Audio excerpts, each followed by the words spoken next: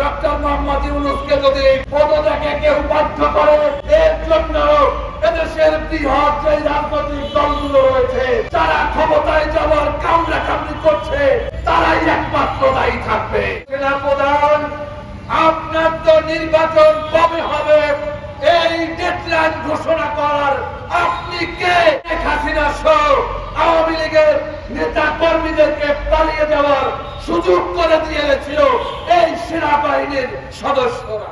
সেই ক্যান্টনমেন্ট গুলোতে খুনি হাসিনার 629 জন আশ্রয় নিয়েছিল, যাদেরকে বলা হয়েছে ভিভিআইপি। আমরা দেখেছি সেই ভিভিআইপিদের তালিকায় যারা আশ্রয় নিয়েছে তার ভিতরে 70% হচ্ছে পুলিশ বাহিনীর বিভিন্ন পর্যায়ের সদস্য, এবং এমনকি অসংখ্য পুলিশের কনস্টেবল রয়েছে। তার কি আতঙ্ক, তাকে কেন ক্যান্টনমেন্টে আশ্রয় নিতে হবে? এই প্রশ্ন বাংলাদেশ লেবার পার্টির পক্ষ থেকে আমরা করতে চাই।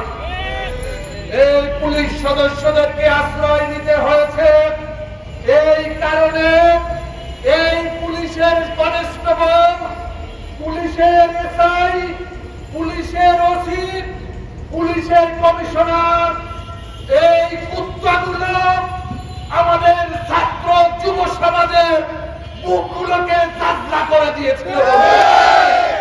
এই খুনিগুলো আশ্রয় নিয়েছিল বিভিন্ন ক্যান্টনমেন্টে, এবং এই সেনাবাহিনী তাদেরকে পাহারা দিয়ে তাদেরকে পালিয়ে যাওয়ার সুযোগ করে দিয়েছে। আপনারা দেখেছেন এই গণভবনে কিভাবে জনগণ গণভবন প্রধানমন্ত্রীর কার্যালয় অভিমুখে তারা রওনা দিয়েছিল শুধুমাত্র একটা ভবনের দিকে। তখন হয়তো যুব সমাজ, ছাত্র সমাজ ভুলে গিয়েছিল ওই জায়গাটাও কিন্তু খুনি হাসিনার আর এক দশর চুপ্পু মেয়ার অপেক্ষা করতেছিলেন। তিনিও হয়তো পালিয়ে যাবেন, কিন্তু সেদিকে আমাদের ছাত্র যুব সমাজ যায়নি। আমরা এই ক্যান্টনমেন্ট থেকে যে খুনি হাসিনার বিদেশে পালিয়ে যাওয়ার ব্যবস্থা করে দেওয়া হয়েছে, আজকে সেনাপ্রধান, আপনার তো নির্বাচন কবে হবে এই ডেডলাইন ঘোষণা করার আপনি কে? আপনাকে কে বলছে নির্বাচনের ডেডলাইন ঘোষণা করার জন্য? আপনি দেশের আইন শৃঙ্খলা বজায় রাখার চেষ্টা করুন, আপনারা কোন বিশৃঙ্খলার চেষ্টা করবেন না। বাংলাদেশের দেশপ্রেমিক সেনাবাহিনীকে আমরা শ্রদ্ধা এবং সেলুট জানাই। ওই 5 তারিখে আওয়ামী লীগের নেতা শেখ হাসিনা সহ আওয়ামী লীগের নেতা কর্মীদেরকে পালিয়ে যাওয়ার সুযোগ করে দিয়েছিল এই সেনাবাহিনীর সদস্যরা। তা না হলে গণভবনের মতো খুনি হাসিনাকেও খুঁজে পাওয়া যেত না। আপনারা দেখেছেন কিভাবে গণভবনে গিয়ে এই গণভবনের সাধারণ মানুষ গণভবনের একটা ইট নিয়ে বগলে করে তারপর হেঁটে যাচ্ছে। একজনকে দেখলাম একটা কচু তিনি হাতে করে নিয়ে যাচ্ছে। আমরা তখন সেই এরোপ্লেনের যে মোড়, ওই জায়গাতে আমরা অপেক্ষা করতেছিলাম। আমি নিজে জিজ্ঞাসা করেছিলাম যে আপনি এই কচুটা নিয়ে যাচ্ছেন কেন? বলছে এটা কচু নয়, এটা হচ্ছে খুনি হাসিনাকে যে বাংলাদেশ থেকে পালিয়ে যেতে দেশের জনগণ বাধ্য করেছে। আমি অন্য কোনো কিছু পাইনি, সব জনগণ লুটে ফুটে নিয়ে গিয়েছে, সবাই যে যেখানে পারছে সবাই সবকিছু নিয়ে গিয়েছে, আমি একটা কচু নিয়ে তারপরে যাচ্ছি। মানুষ কত খেপে গিয়েছিল এই হাসিনা আওয়ামী লীগ এবং এই দুঃশাসনের বিরুদ্ধে। সেই দুঃশাসনে যারা কাঁধে কাঁধ মিলিয়ে দীর্ঘ 17টি বছর বিএনপি, জামাত ইসলামী থেকে শুরু করে বিএনপির নেতৃত্বে অসংখ্য রাজনৈতিক দল আমরা আন্দোলন সংগ্রাম করেছি, কাঁধে কাঁধ মিলিয়ে কথা বলেছি। সেই দলগুলো 5 তারিখের পরে যেন এক একটা দল অচেনা হয়ে গিয়েছে আমাদের সামনে। কেউ ফ্যাসিবাদের দোসর হিসাবে ভূমিকা পালন করছে, কেউ নতুন নতুন ক্ষমতায় যাওয়ার স্বপ্ন দেখছে, কেউ মন্ত্রী হওয়ার স্বপ্ন দেখছে, কেউ তদবির বাণিজ্যের স্বপ্ন দেখছে, কেউ বিভিন্ন মেয়র, কমিশনার এবং চেয়ারম্যান বিভিন্ন জায়গাতে নিয়োগ বাণিজ্য করছে। যখনই তারা ব্যর্থ হচ্ছে তখনই প্রশাসনের বিরুদ্ধে, উপদেষ্টাদের বিরুদ্ধে রাজপথে তারা মিছিল স্লোগান তুলছে।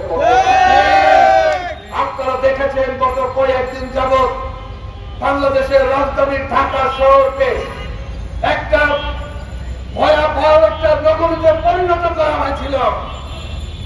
আমরা চাই আইনের শাসন প্রতিষ্ঠা করতে, যে অন্যায় অত্যাচার খুনি হাসিনা এবং আওয়ামী লীগ করেছে, সেই অত্যাচার নির্যাতন যদি 5ই আগস্টের ফ্যাসিবাদ বিরোধী আন্দোলনের কোন শক্তি করে থাকে, বাংলাদেশ লেবার পার্টির একজন কর্মী হিসাবে তাদের বিরুদ্ধে বিদ্রোহ ঘোষণা করছে। বন্ধুরা, বাংলাদেশ লেবার পার্টির ইতিহাসে কোন ক্ষমতায় যাওয়ার ইতিহাস নেই।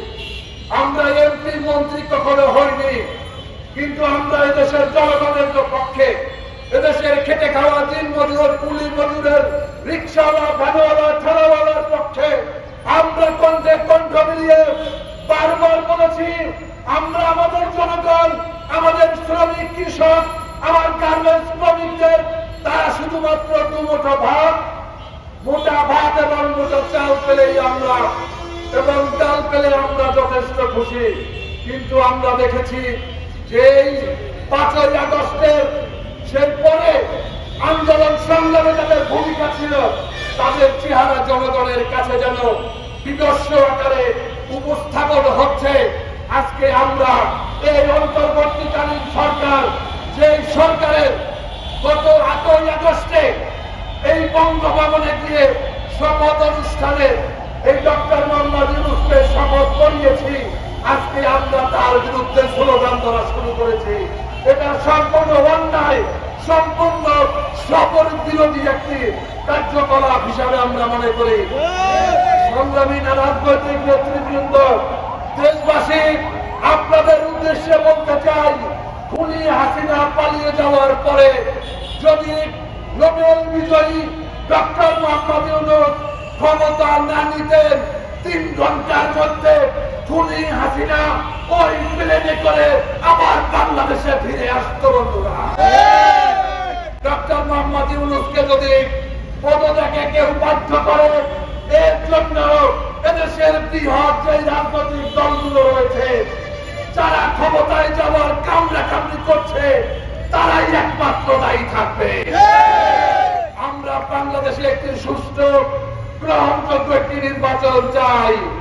আমরা খুনি হাসিনা 14, 18, 24-এ যেভাবে নির্বাচন করেছে, ওরকম একটি নির্বাচন আমরা চাই না। আমরা খাই খাই রাজনীতির অবসান চাই। আমরা লুটপাটের গণতন্ত্র চাই না। আমরা দখলবাজির গণতন্ত্র চাই না। আমরা চাই যে গণতন্ত্রে এদেশের মানুষকে চাকরির জন্য অফিসে গিয়ে, অফিসের কাজের জন্য, কোর্টে গিয়ে মামলার জন্য ঘুষ দিতে হবে না, তাকে হয়রানি হতে হবে না। আমরা এমন একটি বাংলাদেশ চাই। বন্ধুরা,